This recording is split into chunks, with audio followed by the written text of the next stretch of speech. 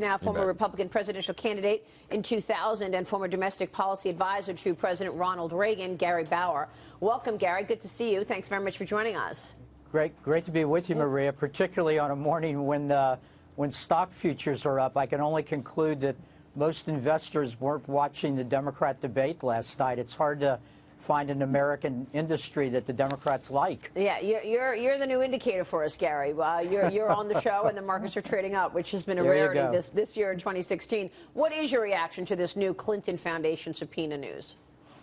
You know, the suggestion here of corruption is so heavy. I don't understand how they had the debate last night, and none of these issues were even raised. It's like the Bermuda Triangle of presidential debates. You know, the Clinton corruption disappears right off the radar screen. I think she has a huge problem. I think the Democrats have a huge problem, because at the end of the day, her fate and their fate depends on some announcement from the FBI or from the offices at the State Department, whether it's Benghazi or the emails, U.S. secrets, and now the suggestion that perhaps favors were being purchased. I think this is the worst possible candidate for them at a time when the American people are deeply worried about corruption, and the American people think that there is a double standard, that if they do anything anywhere close to this, they're going to get the book thrown at them, but when it's done by one of the Washington elites, they seem to get away with it. Yeah.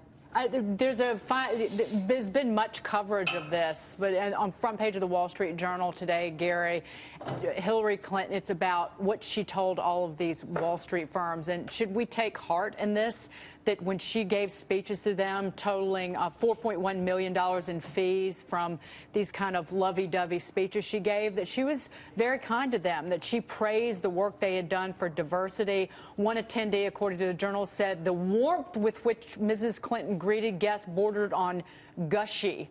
So she loves Wall Street, although she says something different. You know, if I were the bankers, I might be a little bit more careful about who I write checks to. If you think that Hillary Clinton or the new Barack Obama Democratic Party is going to be warm and fuzzy toward the banking industry, toward finance, toward Wall Street, you got to be smoking something that I think is still illegal even in New York City. Look, this party has been transformed by Barack Obama. He said he was going to transform America, but unbelievably, he has made the Democratic Party even more left-wing, more socialistic than it was before.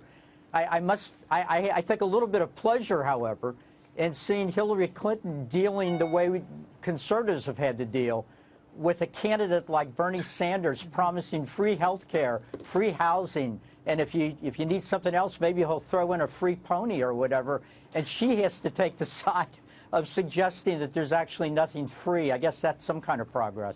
No, she did say it. Look, a lot of these things don't make sense. They don't add up. So. Right.